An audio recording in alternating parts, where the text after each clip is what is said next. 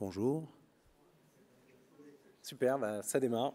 Bonjour à tous. Je suis ici pour vous parler de l'essor des startups deep tech et de comment réussir à bien collaborer avec elles quand on est une entité R&D corporate en particulier. Donc l'open innovation, c'est pas nouveau, et vouloir collaborer avec des startups, c'est pas nouveau. Déjà à l'époque, Steve Jobs à Apple, qui était une société hyper innovante, a abandonné un projet interne pour collaborer avec une petite startup qui faisait quelque chose de mieux. Bon, chance pour lui, la petite startup c'était Adobe. Donc l'objectif, ça va être d'essayer de trouver dans vos collaborations avec des startups les futurs Adobe de demain, donc les géants de demain. L'open inno, c'est le besoin d'accéder à une innovation, mais pas les ressources, pas la volonté d'internaliser. De l'autre côté, la deep tech, qu'est-ce que c'est? Je ne sais pas si on lève la main, qui voit ce que c'est la deep tech ici, précisément? Ah, personne ne lève la main, donc personne ne voit ce que c'est que la deep tech. Très bien. Donc les startups deep tech, c'est des startups un petit peu comme SpaceX qui font des promesses assez révolutionnaires de peut-être dans 10 ans réussir à faire une fusée qui est réutilisable et qui réduirait de 10% le coût des lancements de fusées. Donc c'est des startups qui vont avoir la promesse de révolutionner le monde au niveau d'une contrainte physique assez dure, que ce soit en santé, que ce soit dans la construction, dans l'agriculture, l'écologie, l'énergie, avec des nouveaux process plus verts, des nouveaux matériaux, dans les transports, dans les villes, et en particulier avec les contraintes environnementales. Plus précisément, comparé à une startup classique, on utilise le mot deep tech, mais c'est un peu un abus de langage. On devrait utiliser le mot hard tech pour dire que comparé à une startup classique, c'est une startup où ça prendra énormément de temps et d'argent de construire la première version fonctionnelle du produit, alors qu'une startup normale, on se dit on va construire un premier prototype fonctionnel en 3 mois. Peut-être que ce produit n'est en fait pas possible de le construire, vraiment pas du tout. Et c'est souvent basé sur un asset de propriété intellectuelle interne à la startup. Alors après, on dit deep tech, mais il y a des deep tech comme Mistral dans l'intelligence artificielle. Oui, ils ont levé beaucoup d'argent, mais leur premier produit était sur le marché en moins d'1 an, en fait. Tandis que si on commence à aller vers le hardware, les objets connectés et à rajouter des certifications comme dans la medtech, voire le développement complet de nouveaux médicaments comme dans la biotech, en fait, il peut s'écouler 8, 10, 12, 14 ans avant le lancement d'une première version fonctionnelle d'un produit, donc que quelqu'un pourrait acheter. Toute cette vague de start-up bénéficie d'un soutien de l'État avec 1,5 milliard d'euros qui a été alloué au plan France 2030 spécifiquement pour les start-up deep tech sur 5 ans, avec des opérateurs comme BPI France qui essayent de l'accélérer et d'amplifier. Et ça marche, puisqu'il y a eu environ 2 fois plus de start-up deep tech créées dans les années 2024 que dans les années 2018, avec environ 340 start-up deep tech créées cette année, et surtout, on espère, une amélioration de la qualité et de l'ambition des projets. Ça marche hyper bien, en particulier en France, puisqu'on a un terreau d'ingénieurs fertile pour ce type de projet, une recherche qui n'attend, disons, que d'être valorisée au même niveau qu'aux États-Unis, et quelques buzz avec des très très gros chiffres de levée de fonds que vous avez sûrement vu passer, qui ne sont évidemment pas représentatifs du reste de l'écosystème européen, là, qui sont plutôt la patte, disons, américaine qu'il y a eu sur l'intelligence artificielle récemment. On espère, disons, que ce n'est que le début et que tout cet effort mis par la France pour injecter de l'argent et en fait attirer d'autres investisseurs du privé, du monde entier à comprendre qu'en France, on peut aussi mettre de l'argent sur des startups deep tech, va continuer à être un mouvement qui ne fait que s'amplifier avec la qualité des projets. Donc, on peut se poser la question de faire de l'open innovation avec des startups deep tech. Oui, parce que ce sont réactifs aux nouvelles opportunités, aux nouvelles tendances technologiques. Elles peuvent aller beaucoup plus en profondeur sur un type de solution, un problème où vous, en tant que R&D, vous n'aurez pas forcément les compétences. Et puis, c'est des domaines très risqués avec des temps de développement très longs. Et par chance, elles bénéficient de financements presque gratuits pour vous, disons, corporate, pour financer ces innovations.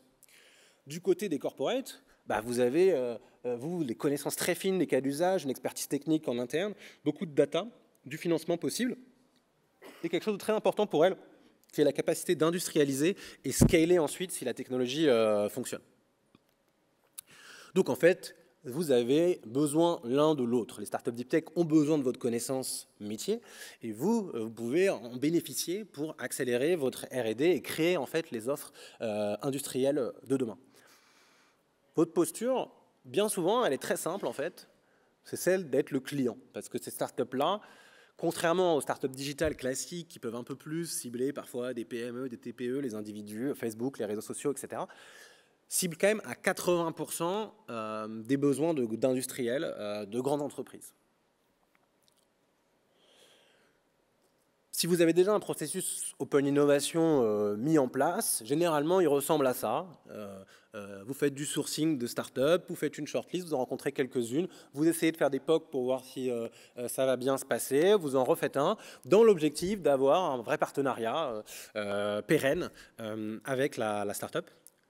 Le problème, c'est que arriver à ce partenariat-là, ça peut prendre énormément de temps, est très risqué, et peut-être que vous vous dites, en fait, comment savoir si j'optimise vraiment ma probabilité d'arriver à un partenariat, sachant que c'est dans si longtemps et qu'il y a plein de facteurs d'échec, etc. Vous n'êtes pas les seuls à vous poser la question.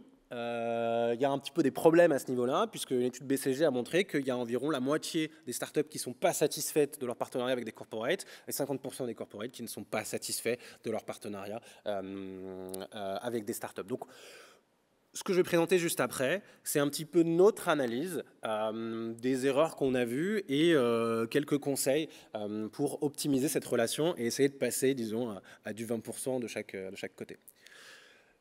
Je m'appelle Michael Koenka, je suis le cofondateur de Start the Fuck Up, je suis le partenaire en charge des innovations tech, intelligence artificielle et deep tech. Je suis un ingénieur qui est passé par Berkeley pour monter sa première boîte dans la medtech et ensuite une deuxième boîte dans les réseaux sociaux. J'ai eu la chance de les planter pour différentes raisons et maintenant ça fait 6 ans que j'ai fondé Start the Fuck Up. Je suis aussi business angel dans des boîtes deep tech et non deep tech et je donne des cours d'innovation à X, HEC, ESCP et on a un podcast hyper intéressant si l'entrepreneuriat vous intéresse. Start the Fuck Up, c'est un studio d'innovation composé exclusivement d'anciens entrepreneurs comme moi. Donc c'est l'idée de dire pour aider les entreprises et les startups dans leur démarche d'innovation, rien de mieux que des gens qui l'ont vécu avant. Et donc, on transforme des entrepreneurs brillants en coach et consultants en stratégie d'innovation et en accélération de projets d'innovation corporate. Et donc, sur la deep tech, je connais les deux côtés. C'est-à-dire que d'un côté, en ce moment, on accélère 35 projets deep tech pour le compte de BPI France dans le cadre du programme iPhD, donc 35 projets de start-up deep tech portés par des thésards très early stage qui sont en train de trouver leurs premiers clients corporate, trouver leur marché, structurer leur activité, comprendre comment ils doivent avancer, faire leur première levée de fonds. Et de l'autre côté, je travaille évidemment avec des corporates, en particulier des R&D et RI corporates, sur leur stratégie de partenariat avec des startups deep tech et le scouting et la sélection et la mise en place de POC avec des partenaires. Donc une première erreur qu'on a pu voir, ce n'est pas nécessairement un fail absolu, mais c'est qu'on a l'impression que vous ne comprenez pas, les corporates parfois ne comprennent pas le contexte assez spécifique des startups deep tech et se disent « Ah bah oui, ils ont plein d'idées, mais regarde, ils connaissent rien à mon métier, etc. » Alors, il faut un peu faire l'exercice de se mettre à leur place et donc il faut se mettre dans la peau d'un fondateur de startup deep tech. Bon, c'est une startup de base déjà, c'est une société qui ne sait pas vraiment qui est son produit, qui sont ses clients et elle ne sait pas vraiment comment faire de l'argent. Donc ça, c'est quand même très incertain de base, surtout dans les stades early. En particulier, encore plus, quand la startup est fondée par des anciens thésards. Parce que si la startup est fondée par un ancien thésard, il aura de très mauvais réflexes business, il aura de très mauvais réflexes de communication client, il aura de très mauvais réflexes de compréhension d'univers corporate. Donc dans ses premiers échanges avec vous, et même pendant les 3 premières années d'échanges avec vous, en fait, il essaye de se former à répondre à ces questions. La deuxième subtilité, comme on l'a dit avant, c'est que en fait, ça peut prendre 4 à 12 ans avant d'avoir un premier produit promis par la start-up entre les mains et fonctionnel pour tester. Et potentiellement, on se rendra compte de la vraie faisabilité du projet que 8 ans après. dans la phase d'études cliniques numéro 3 de la biotech. On se rendra compte qu'en fait, finalement, sur les humains, bah, ça ne marche pas. Ou alors, on se rendra compte, après avoir testé et construit une usine, que le processus d'industrialisation, il n'atteint pas les performances requises et qu'on n'arrive pas, en fait, à diminuer le prix de production à des niveaux suffisants pour pouvoir adresser le besoin du marché. Donc, à la fin, ça peut se planter en tout bout de champ, quoi. Ça, c'est un contexte assez particulier aussi. Donc, en plus de ce risque, qui est le risque de faisabilité technique et industrielle qui arrive très tard dans le temps comparé à une start-up normale, il y a en plus, évidemment, tous les autres risques sur le fait qu'on se plante de besoins clients et qu'on se plante dans son analyse business. Et donc, que la start-up Deep Tech, si elle a mal analysé au début quels besoins adresser, sur quel marché aller, elle construise toute sa roadmap de développement sur 4, 8, 12 ans dans la mauvaise direction. Et vous voulez évidemment, vous, éviter ça en fait, si vous commencez à faire des partenariats avec eux. Donc le plus grand risque pour une startup deep tech, c'est pas que sa techno ne marche pas, c'est de perdre 5 ans à essayer de développer une techno qui ne répond pas vraiment à un besoin. Et le deuxième risque, c'est un peu votre rôle d'essayer de les transformer, ces chercheurs qui sont très proches de la tech, d'essayer de les rendre en fait plus client-oriented, donc de leur faire comprendre, vous, votre contexte client, vous, vos problématiques, pour qu'ils aillent dans votre direction adresser un vrai besoin. Le deuxième point, le deuxième danger, c'est de mourir parce que c'est des petites structures et même si elles lèvent beaucoup d'argent, elles consomment beaucoup d'argent et donc elles peuvent vraiment déposer le bilan. Elles sont en mode survie permanent. Donc elles sont fragiles, ces startups, effectivement, et pourtant elles lèvent de l'argent tout le temps. Donc il faut bien comprendre, de base, 90% des startups vont échouer. Donc si vous misez sur 2 partenaires dans votre stratégie OpenInno, déjà la loi des nombres ne va pas marcher avec vous. Si on était dans un monde idéal, la startup Deep Tech réussirait à lever tout de suite 50 millions, 70 millions, ce qui lui permettrait de financer son développement jusqu'à son premier produit. Le problème, c'est qu'aucun investisseur, et même vous-même, vous donneriez 50 millions direct à un thésard qui sort d'un labo de recherche. Donc, les fondateurs de startups Deep Tech doivent en permanence construire des micro-argumentaires d'avancée, de prouver qu'ils ont avancé un petit peu sur la faisabilité et sur leur compréhension du marché, sur la traction du marché, pour ensuite revenir voir les investisseurs, leur dire bah, redonne-moi 1 million d'euros, repartir pour 1 an, retrouver un petit peu de preuves et avancer, revenir voir les investisseurs, leur dire maintenant donne-moi 10 millions d'euros, etc. Donc, ils sont tout le temps dans cette recherche d'une petite traction à un horizon 1 an pour lever des fonds alors qu'ils n'ont pas encore de produits. Et si vous ne comprenez pas ça, dans vos relations avec eux, il y a des choses qui vont vous sembler absurdes. Ils vont vous mettre la pression pour vraiment signer des papiers, avoir des petites preuves, etc. Vous allez dire, mais ton produit, il n'est pas prêt, donc en fait, reviens me voir dans 3 ans quand ton produit sera prêt. Mais non, eux, ils ont besoin de ces petites preuves pour lever des fonds et survivre. Leur vitesse d'apprentissage est clé. Si vous mettez 6 mois après des NDA, des discussions, etc., à leur donner un petit peu d'informations sur vos contraintes et vos besoins, vous leur avez fait perdre 6 mois, et ces 6 mois peuvent signer l'arrêt de mort, enfin combiner avec d'autres corporates, mais peuvent combiner l'arrêt de mort peut signer l'arrêt de mort de la start-up si elle se rend compte qu'elle n'allait pas dans la bonne direction. Il y a une troisième erreur, enfin je ne sais pas si c'est une erreur, mais en tout cas quelque chose qu'on a vu avec certains corporates, qui est d'essayer d'avancer sur tous les territoires d'innovation potentielle où vous pourriez collaborer avec des startups deep tech, d'essayer d'avancer un petit peu avec tout le monde, ce qui est en fait un biais psychologique de FOMO en anglais, Fear of Missing Out, la peur de louper quelque chose, typique corporate. Ça évidemment, ça vous fait perdre de l'énergie. Et c'est un petit peu une allocation de ressources non rationnelle, de se dire bah, on va avancer un petit peu avec tout le monde sur la même manière.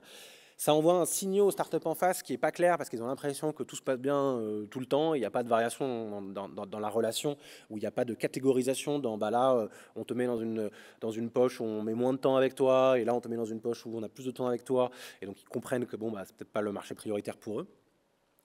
Et en fait on se rend compte que c'est un symptôme d'une difficulté du point de vue des corporates de réussir à évaluer précisément le potentiel et le risque relié à la startup, le risque global. C'est qu'en fait, parfois, vous n'avez pas nécessairement de thèse en fait, sur la science sous-jacente, ou de parti pris ou d'avis sur la science sous-jacente à la startup deep tech, donc c'est difficile de la juger sur le niveau technologique.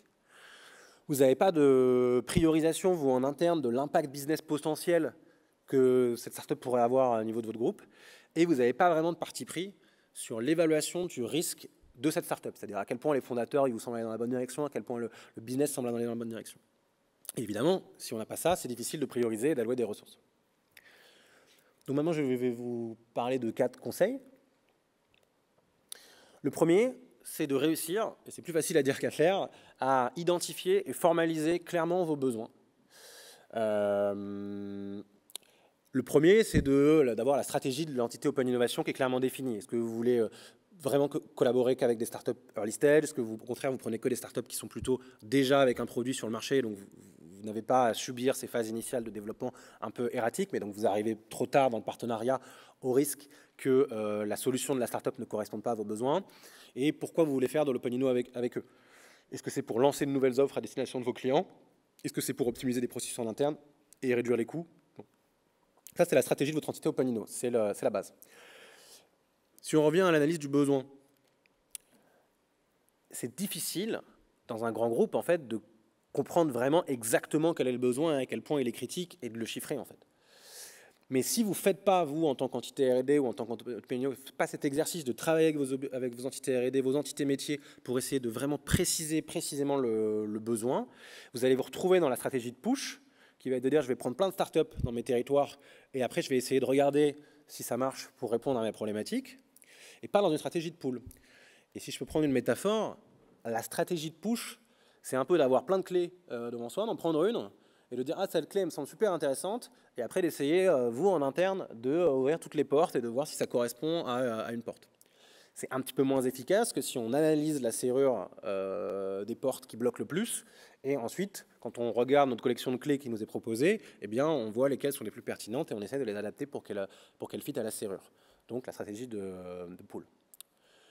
Donc là, il y a différentes stratégies suivant les boîtes vis-à-vis de ce constat. Donc EDF, typiquement, a des relais d'innovation dans l'ensemble des pays, dont un des jobs principaux est d'essayer de remonter et de catégoriser des besoins en fait, des métiers ou de la R&D. Des boîtes industrielles ont choisi de ne faire que du pull sur des thématiques très très ciblées et de faire que de l'achat de produits de start-up deep tech qui sont déjà relativement avancés, donc un scope très restreint, sur des projets d'optimisation interne. Et Stellantis Venture Studio a choisi de ne pas choisir en faisant un peu de pull et un peu de push. Sur la définition des besoins, voilà le niveau de précision qui va être nécessaire et le plus impactant en fait dans votre collaboration avec les startups. Il faut définir le besoin, de quoi vous avez besoin. Il faut définir le niveau de performance minimum avec des critères qui sont exprimés clairement et le plus chiffrés possible, avec ce qui est le critère de performance minimum, ce qui est le critère de performance acceptable. Et ensuite, il faut avoir des estimations sur, suivant les niveaux de performance attendus, eh bien, à quel prix vous penseriez pouvoir payer et pour quel volume de déploiement. Donc différents scénarios. Évidemment, ça c'est plus facile à mettre sur une slide comme ça qu'à vraiment faire, parce que ça nécessite que vous travaillez avec les directions métiers pour avoir des discussions business et presque de prévente sur un produit qui n'existe pas encore. Ça les oblige à chiffrer des choses ou à chiffrer des besoins. Mais en fait, c'est très bien, parce que fait, vous avez tout intérêt dans votre démarche à ce que les chiffres ils soient élevés, en fait. Parce que sinon, ça veut dire que le besoin il n'est pas assez critique pour justifier le fait de travailler avec des startups sur des projets d'innovation R&D early stage. Donc, quantifier ça est crucial, non seulement pour vous, mais ça va être aussi très très utile dans la relation avec les startups, puisque si vous leur présentez ça et vous réussissez à leur écrire ça dans un email, après la startup, comparée à tous les autres partenaires qu'elle a, elle travaille pour vous. Parce que vous serez les seuls à avoir précisé votre besoin de manière aussi claire et précise, et vous leur avez fait gagner du temps, et au moins vous savez ce que vous voulez. Et au cas contraire, s'ils voient que les critères de performance que vous énoncez ne sont pas atteignables, eh bien juste, ils vont vous le dire, et vous ne collaborez plus ensemble, et vous aussi, vous aurez gagné du temps, et eux aussi. La deuxième idée, c'est de bien comprendre comment les investisseurs en capital risque fonctionnent. on s'est rendu compte que les directions R&D, même quand elles collaboraient avec des startups, souvent ne savaient pas en fait exactement comment fonctionnait le système des levées de fonds et comment fonctionnaient les investisseurs en capital risque, donc les investisseurs spécialisés dans l'investissement dans les startups risquées early stage. Pourtant, vous avez exactement les mêmes intérêts et la même manière de procéder, le même process. Votre intérêt, c'est de passer le plus de temps et le plus d'argent avec les startups qui sont les meilleures dans votre portfolio pour avoir plus d'impact sur votre société. Eux, c'est pareil, mais en termes de retour sur investissement financier. Le schéma n'est pas très clair, mais ça, c'est la tranche noire. C'est 6% des investissements d'un investisseur en capital risque initiaux, donc 1 sur 20. Et ça, la même tranche noire, c'est l'argent qu'il a récupéré grâce à ces 6% initialement. Donc, 6% des investissements d'un investisseur génèrent 60% du retour sur investissement. Et en fait, c'est à peu près la même chose pour vous, statistiquement. C'est-à-dire que parmi toutes vos collaborations, finalement, il y en aura 1 sur 20 qui va vraiment avoir l'impact total sur lequel vous serez jugé à la fin. Donc ça donne une idée du nombre d'investissements, nombre de collaborations qu'on doit engranger et de la probabilité de succès. Les VC, ce n'est pas très rarement des chercheurs. Ils ne connaissent pas grand-chose à la deep tech. Alors comment ils font pour essayer de cibler très précisément selon eux les 6% qui vont être les meilleurs? Eh bien, ils se font une thèse scientifique et industrielle sur les différents territoires technologiques en se disant, dans les startups qui me pitchent ça, le thésard qui est sorti de son labo qui me pitche ça, bah oui, lui, il pense que c'est génial parce qu'il le fait dans son labo, il a son équipe de recherche, son directeur, et tout ça. En fait, ils sont tous biaisés dans cette histoire. Moi, ce que je veux faire, c'est de faire une contre-expertise avec un board d'experts international que j'aurais déjà sollicité en amont, ces technos qui m'auront dit attention, non, ça, c'est pas possible, telle étude, etc. Donc un regard critique qui permet de se faire une idée. Et ça leur permet d'écarter certaines technologies et de sortir entièrement de leur scope de réflexion certaines technos, certains axes, même si, a priori, ils pourraient paraître intéressants. Il y a un deuxième point, c'est de faire l'estimation des hypothèses de conversion de son portefeuille. Donc votre portefeuille, vous voulez à la fin, dans 10 ans, 3 gros succès. Pour arriver à ces 3 gros succès, combien il faut avoir fait de POC avancé avant? Combien il faut avoir de POC taille réduite? Combien il faut avoir eu de discussion? Combien il faut avoir eu de sourcing? Quels sont les pourcentages de conversion à chaque étape? Il faut essayer de se positionner là-dessus et d'avoir des retours d'experts qui ont vu ce genre de projet le plus possible pour valider ces pourcentages de conversion, car sinon, vous mentez à vos directeurs. Vous sous-dimensionnez, ou potentiellement vous sous-dimensionnez, vous n'avez pas la bonne approche pour réussir à atteindre l'objectif de succès dans le futur. Enfin, ce qu'on a, un tips aussi, c'est de suivre. Donc ça, c'est plus on va à droite, plus vous êtes avec des startups avancées dans votre portefeuille de partenariat. Donc ça, il faut le définir de manière fine. Si vous avez vraiment juste early, startup en partenariat, et puis ensuite startup avec lesquelles on collabore, early, POC, ensuite vraie collaboration, c'est pas assez granulaire et vous risquez de passer trop de temps dans votre tiers 2 par rapport à la finesse en fait, des différences de risques qui peuvent exister, des différences de maturité des startups. Donc il faut essayer de décomposer ça un peu plus précisément. Et après, vous, de votre côté, de mettre un investissement temporel et financier qui est cohérent suivant le niveau de risque ou à l'inverse le niveau de confiance que vous avez dans les startups. Il faut essayer de l'objectiver, de le mettre sur papier précisément, voilà, d'y réfléchir. Les startups, elles ne connaissent pas bien les grands groupes. Ça peut générer énormément de frustration et diminuer la confiance si vous ne structurez pas votre process et votre timeline et vous ne le communiquez pas sur ce qui va se passer dans la suite. C'est même peut-être la cause numéro 1, échec de tous les partenariats, c'est la confiance en fait. Que eux, ils soient trop bullshit et qu'ils ne vous croient pas forcément sur les timings. 2, que vous, finalement, vous ne partagiez pas assez de votre côté. C'est-à-dire que la confiance soit rompue du côté de la startup. Donc, essayez de partager quand même votre expertise, de partager des besoins, de partager des choses. Il y a vraiment des industriels qui partagent dès le premier call à l'oral et ça fait avancer tout le monde, il n'y a pas de problème. Il y a des industriels où il faut 9 mois avant d'avoir la moindre information. Il ne faut pas être trop dur en IP parce que la startup en a besoin pour survivre. Rappelez-vous, c'est des temps longs et une startup, si vous êtes son premier partenaire, Elle défendra vos enjeux et votre roadmap vis-à-vis de ses investisseurs, vis-à-vis des autres clients qui lui demandent des choses. Elle les défendra toute sa vie. Elle s'en rappellera toute sa vie. Donc oui, de votre côté, vous savez que le chemin est très long pour arriver à faire quelque chose dans un grand compte. La startup ne le sait pas, donc il faut un petit peu pédagogiquement lui expliquer ce qui va se passer dans un grand compte. C'est un peu bébête, mais ça peut vraiment aider à la relation. Enfin, le dernier point, et désolé, je suis un peu en retard, mais c'est il faut que vous utilisiez l'effet de levier des investisseurs à votre avantage.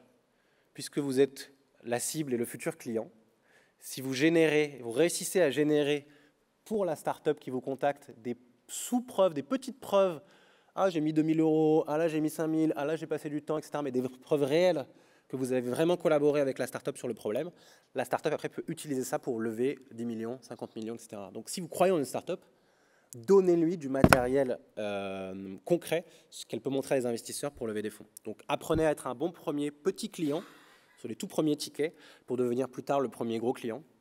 En particulier, il faut savoir signer des LOI, qui sont des contrats où tout est vide, c'est juste votre expression de besoin qu'on a vu initialement, mais vous l'envoyez par mail en mode bah oui, si tu résous ce problème avec tel niveau de performance, je m'engagerai potentiellement à payer ta solution.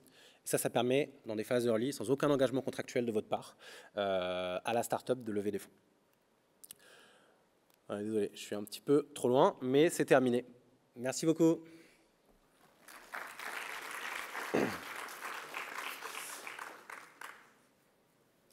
Je ne sais pas s'il y a du temps pour des questions. Non, il n'y a pas de temps pour des questions. Merci beaucoup, je suis à disposition.